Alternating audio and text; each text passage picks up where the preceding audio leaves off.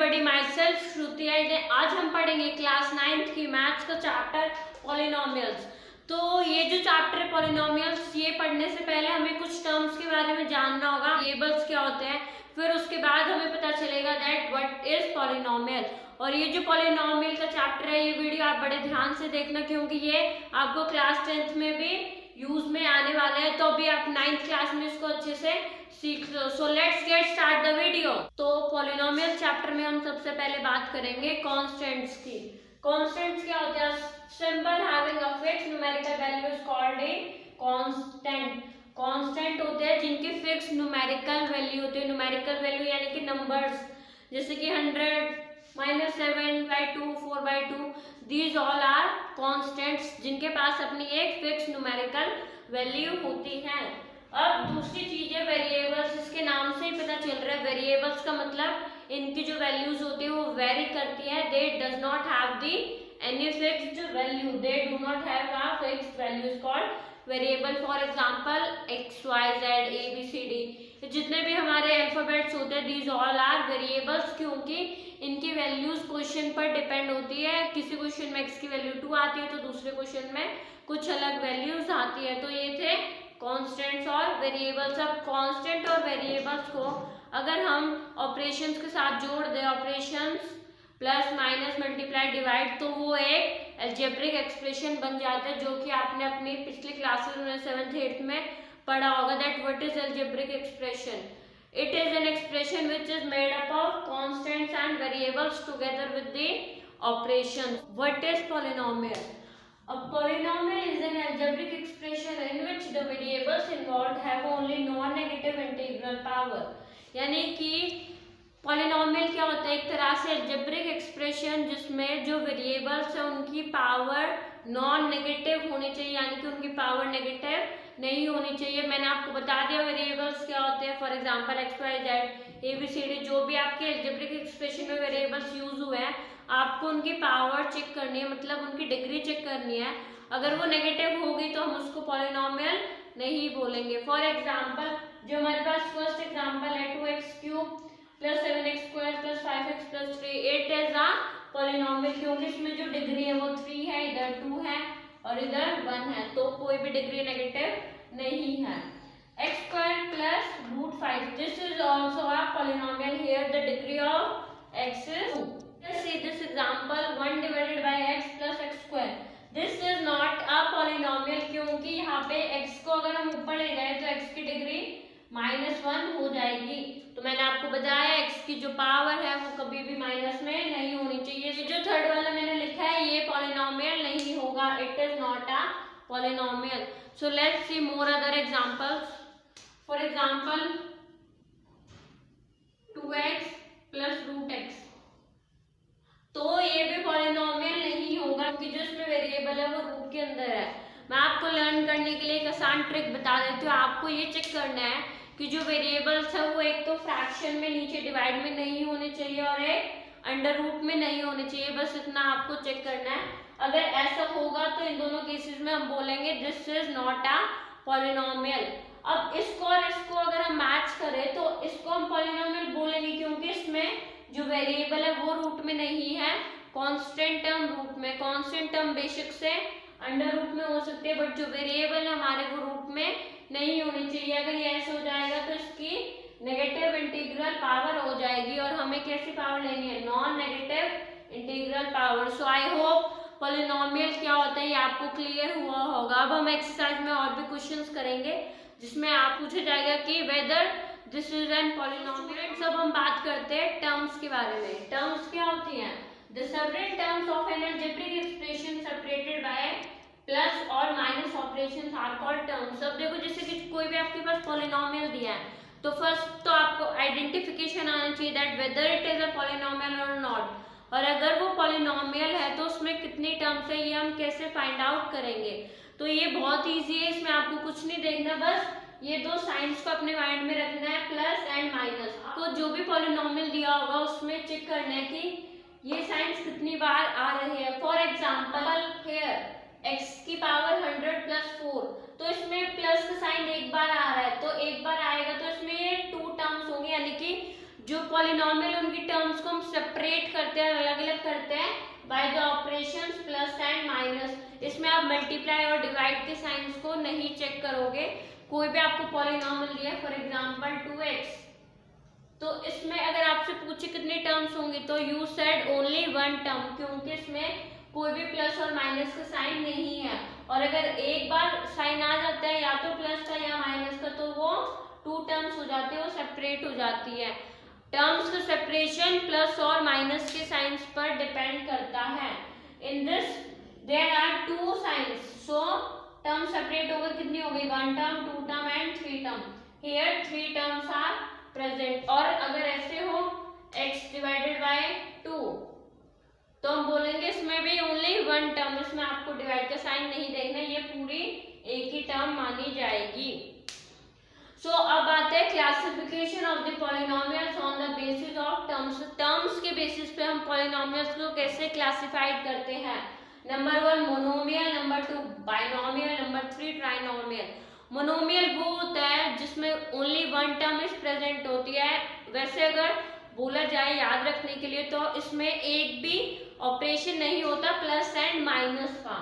See here 3x, यहाँ पे plus और माइनस का साइन प्रेजेंट नहीं है, तो इसमें होगी 1 टर्म, इधर भी होगी 1 टर्म, बिकॉज ये दोनों मल्टीप्लाई हो रहे हैं, तो मल्टीप्लाई का साइन तो हमें देखना नहीं, तो इनमें होंगी 1 टर्म। अब नेक्स्ट है हमारे बाइनोमियल। बाइनोमियल में होती है 2 terms, for example this one x power 100 plus 4। Here plus का साइन आ गया एक बार, तो आप इसमें एक प्लस कर दो तो 2 टर्म्स हो जाएंगी। ये 2 टर्म आपको दिख रही है, फर्स्ट टर्म x की power 100 and second term is 4। Here third one is trinomial. Trinomial में 3 टर्म्स होती है, जैसे कि मैंने आपको अभी बता ही दिया, x³ plus x² plus x, यहाँ पर 3 टर्म्स प्रेजेंट होंगी। आई होप ये classification of polynomials on the basis of terms आपको क्लियर होगा। अब हम डिस्कस करते हैं classification of polynomials on the basis of degree. Before going to study about the classification of polynomial on the basis of degree, सबसे पहले हमें जानना होगा that what is the degree of the polynomial. Degree of polynomial in one variable. यहाँ पर हम class 9th में बात करेंगे ओनली 1 वेरिएबल की, यानी कि जो भी पॉलिनोमियल आपको उसमें एक ही तरह का वेरिएबल प्रेजेंट होगा, चाहे तो सारों में x होगा, सारे टर्म्स में या y होगा, या भी गिवन होगा आपको वेरिएबल, वो सेम होगा पूरे पॉलिनोमियल के लिए। तो अब उसकी डिग्री क्या होती है। In case of a polynomial in one variable, the highest power of the variable is called the degree of the polynomial. Polynomial की डिग्री चेक करने के लिए आपको सबसे पहले देखना है कि उसमें उस पॉलिनोमियल में जो वेरिएबल्स है उनकी हाईएस्ट पावर कितनी है। जैसे कि यहाँ पे मैंने में लिखा 3x + 1, तो यहाँ पे आपको ये जो x है वेरिएबल, इसकी डिग्री चेक करनी है। अगर कुछ भी नहीं लिखी तो इस केस में डिग्री 1 होती है। यहाँ पर 100, तो डिग्री 100 हो गई। अब जैसे कि आपको इसमें पूछा जाए 2x पावर 4 प्लस 3x³, तो इस पॉलिनोमियल की डिग्री बताओ, तो हमें कौन सी पावर लेनी है, हाईएस्ट पावर। जो भी वेरिएबल है उसकी जो हाईएस्ट पावर है वही हमारा आंसर होता है, वही हमारी डिग्री होती है। तो यहाँ पे जो 4 है वो हाईएस्ट पावर है, तो इस पूरे पॉलिनोमियल की डिग्री हो जाएगी 4। अब हम पढ़ेंगे classification of polynomials on the basis of degree. First is linear polynomial. जिस भी पॉलिनोमियल की हाईएस्ट पावर 1 होती है उस पॉलिनोमियल को हम नेम देते हैं linear polynomial. For example 2x + 5, यहाँ पर वेरिएबल की हाईएस्ट पावर 1 होती है। नेक्स्ट इज क्वाड्रेटिक पॉलिनोमियल, जिसकी डिग्री 2। फॉर एग्जांपल x², ये भी एक पॉलिनोमियल है जिसकी डिग्री 2 है, तो इस पॉलिनोमियल को हम नाम देते हैं क्वाड्रेटिक पॉलिनोमियल। 2x² + x। अब यहाँ पर x की पावर 2 भी, x की पावर 1 भी है, बट हमें ग्रेटेस्ट पावर यानी कि हाईएस्ट पावर देखनी होती है, तो इस पॉलिनोमियल की हाईएस्ट पावर हो जाएगी 2। क्यूबिक पॉलिनोमियल जिसकी डिग्री 3, यहाँ पर 3x³ + 3x² + 4x + 7, तो x की हाईएस्ट पावर 3 है, तो ये हो जाएगा cubic polynomial. I hope this concept is also clear to you that how to find out the degree of polynomial and classification of polynomials on the basis of degree. लोग ये जो मैं लिखवा रही हूँ इनको भी नोट्स को साथ के साथ अपनी नोटबुक में पेन डाउन कर सकते हैं वीडियो को पॉज करके, ताकि आप बाद में जब रिवाइज करें तो आपको एकदम से सारा याद रहे। हम बात करेंगे कांस्टेंट पॉलिनोमियल के बारे में। कांस्टेंट पॉलिनोमियल क्या होता है? A polynomial containing one term only consisting a constant term. Constant polynomial वो पॉलिनोमियल होते हैं जिसमें खाली एक ही टर्म होती है और वो टर्म कांस्टेंट होती है, यानी कि मैंने आपको बताया था कांस्टेंट्स क्या होते हैं? फिक्स्ड न्यूमेरिकल वैल्यू जिनकी होती है। फॉर एग्जांपल 7, ये भी एक पॉलिनोमियल है, बट ये कैसे पॉलिनोमियल है? कांस्टेंट पॉलिनोमियल जिसमें कोई भी वेरिएबल्स प्रेजेंट नहीं होते, खाली एक ही टर्म है। ये एक ही टर्म है क्योंकि इसमें कोई ऑपरेशन भी आपको नहीं दिख रहे प्लस एंड माइनस के, तो ये एक टर्म है और ये ही हमारी कांस्टेंट टर्म है। तो इनको इस ऐसे पॉलिनोमियल को हम नेम देते हैं कांस्टेंट पॉलिनोमियल। अब ये इंपॉर्टेंट पॉइंट है, इसको आप नोट कर लेना। Degree of a non zero constant polynomial is 0।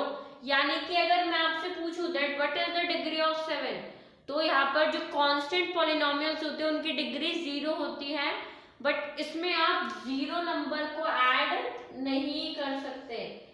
यहाँ पे लिखा है मैंने नॉन जीरो कांस्टेंट पॉलिनोमियल। जो कांस्टेंट पॉलिनोमियल है उसमें आपको 0 है जो वो नहीं लेना। 0 it is not a constant polynomial.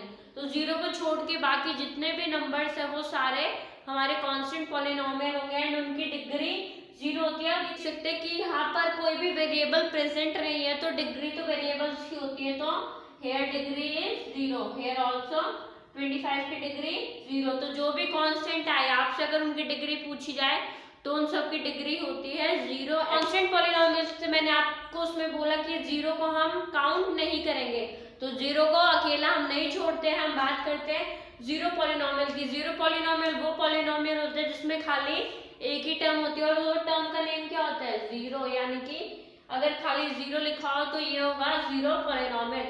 और degree of 0 polynomial is not defined, इसकी डिग्री डिफाइन नहीं होती। तो ये भी आपसे पूछा जा सकता है question that what is the degree of a zero polynomial, so the answer is not defined, and degree of constant polynomial is 0। तो आप इसमें कंफ्यूज मत हो जाना 0 0 के चक्कर में। hope this concept is also clear to you, what is constant polynomial and what is zero polynomial। now let we proceed to the exercise number 2.1।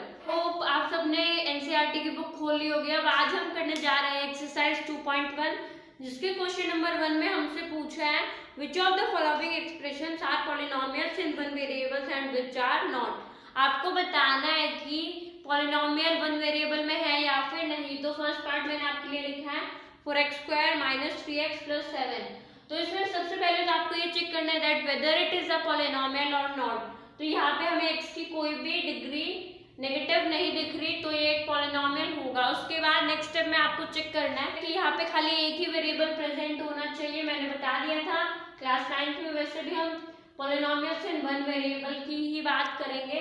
तो यहाँ पर x पॉलिनोमियल ही प्रेजेंट है, तो yes it is a polynomial in one variable. और वो कौन सा one variable है?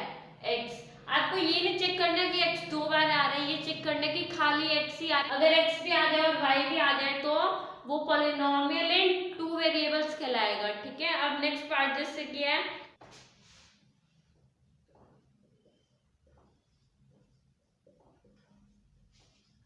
नेक्स्ट पार्ट में हमें दिया है y² + √2। तो आपको पता चल गया होगा ये it is also polynomial in one variable. यहाँ पर रूट में कांस्टेंट टर्म है, हमें वेरिएबल चेक करने, वेरिएबल नहीं है ये कांस्टेंट है रूट में। y की पावर 2 है तो ये एक क्वाड्रेटिक पॉलिनोमियल होगा। इस तरह से भी आपको पूछा जा सकता है डिग्री 2 है तो ये क्वाड्रेटिक होगा। अगर टर्म्स के बेसिस पे आपसे पूछ ले तो it is a binomial polynomial, यहाँ पे क्योंकि 2 टर्म्स है तो इसका आंसर भी आप दे दोगे yes it is a polynomial in one variable. Next part is third one 3√t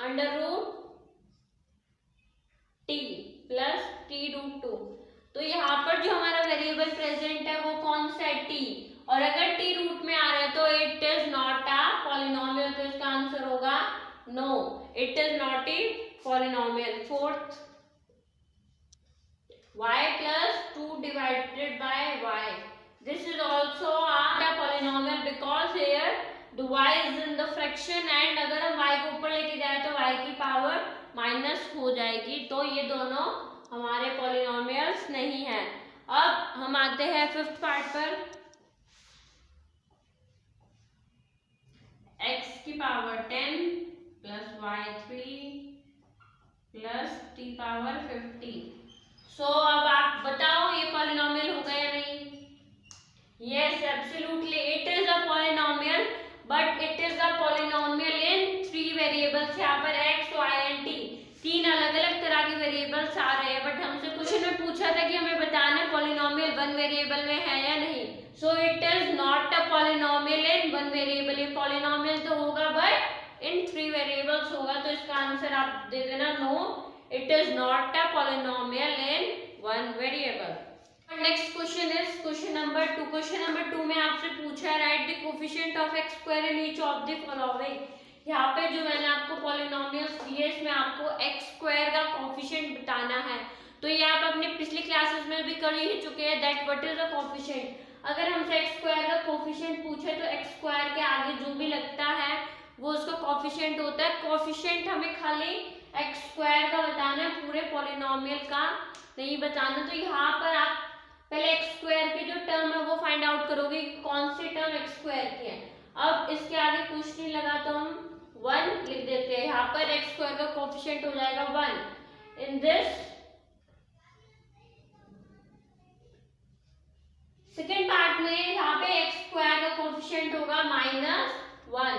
third part में x स्क्वायर का coefficient pi divided by 2 and in the fourth part x square ही अगर प्रेजेंट नहीं है तो उसको कोफिशिएंट कहाँ से होगा? यहाँ पे खाली हमारे पास x प्रेजेंट है, x square is absent, so the answer is 0। तो कोफिशिएंट आपको पता चल गया होगा। कोफिशिएंट बताना उसको छोड़ के उस टर्म में उसके साथ जो भी लगा होता है आगे या पीछे वो सब कोफिशिएंट्स होते हैं। तो अगर मैं आपसे इस टर्म में x का कोफिशिएंट पूछूं तो यहाँ पर भी x का कोफिशिएंट 1 ही होगा। तो ये था coefficient. Now let us move question number 3। Question number 3 में हमें बताना है give one example each of a binomial of degree 35 and a monomial of degree 100। इसमें आपको सबसे पहले एक बायनोमियल का एग्जांपल देना है जिसकी डिग्री 35 होनी चाहिए। तो इसमें आपसे दो चीजें पूछी है। अगर बायनोमियल है तो 2 टर्म्स होंगी तो आप लिख दो 2x + 7। आपका मन करे आप कोई भी पॉलिनोमियल इसमें लिख सकते हो, बट उस बायनोमियल की डिग्री होनी चाहिए 35। तो x की डिग्री हमने यहाँ पे 35 लिख दी। नेक्स्ट हमसे बोला मोनोमियल ऑफ डिग्री 100। मोनोमियल है तो उसमें खाली ये एक ही टर्म होगी। फॉर एग्जांपल मैंने लिख दिया 2x, it is a one term only. यहाँ पर x की डिग्री होनी चाहिए 100, तो ये होगा मोनोमियल, ये होगा बायनोमियल। और यहाँ पर highest power 35 and here is 100। Number 3 में आप इनके अलावा और जो कोई भी एग्जांपल अपनी मर्जी से लिख सकते हैं। अब हम लोग आते हैं क्वेश्चन नंबर 4 पे। क्वेश्चन नंबर 4 में आपको डिग्री बतानी है। तो अब मैंने आपको डिग्री का कंसेप्ट अभी बताया था। आप इन क्वेश्चंस को खुद भी ट्राई कर सकते हैं। वीडियो को पॉज करके आप ट्राई कर लीजिए। सो चलो देखते हैं अब इनके आंसर। यहाँ पर x की हाईएस्ट पावर है 3, तो degree of the polynomial is 3। Here, what is the highest power of the variable? 2. Very good. Here 1 and यहाँ पर कोई वेरिएबल ही प्रेजेंट नहीं है, so it is a constant term और constant term की डिग्री 0। आते हैं क्वेश्चन नंबर 5 पर। क्वेश्चन नंबर 5 में आपको करना है classification of polynomials on the basis of degree. अभी पिछले क्वेश्चन में आप डिग्री फाइंड आउट कर आए हो कि किस तरह से डिग्री हम निकालते हैं। तो यहाँ पे उस डिग्री के बेसिस पर इस पॉलिनोमियल का नाम क्या होगा वो आपको लिखना है। यहाँ पर x की highest power 2, so it is a quadratic polynomial. I right q for quadratic polynomial. Here highest power is 3, so it is a cubic polynomial. Highest power इधर 1 है, इधर 2 है, तो हाईएस्ट पावर 2, तो ये quadratic polynomial. In the next part, highest power is 1, so it is a linear polynomial. Highest power 1, linear. Highest power 2, quadratic. Highest power 3, cubic polynomial. तो first part हमारा quadratic polynomial, second part cubic, third part quadratic, fourth part linear, fifth linear, sixth quadratic and seventh is cubic, इसमें आपको ये जो भी variable होगा उसकी degree highest ढूंढनी है, फिर आप उस हिसाब से उसको linear, quadratic and cubic polynomial में क्लासिफाइड कर दोगे। क्वेश्चन के साथ हमारे एक्सरसाइज 2.1 होते हैं फिनिश। हमने अगली वीडियो में इसके आगे के कंसेप्ट्स करेंगे clear. So it is the first part of the chapter polynomial. तो ये पार्ट आपके लिए इजी रहा होगा, बट आगे हमें इसमें आइडेंटिटीज और भी काफी चीज सीखनी है। तो मेरे साथ जुड़े रहने के लिए चैनल को सब्सक्राइब जरूर करना and share this video to all your friends and please like, share and subscribe my channel to get more videos.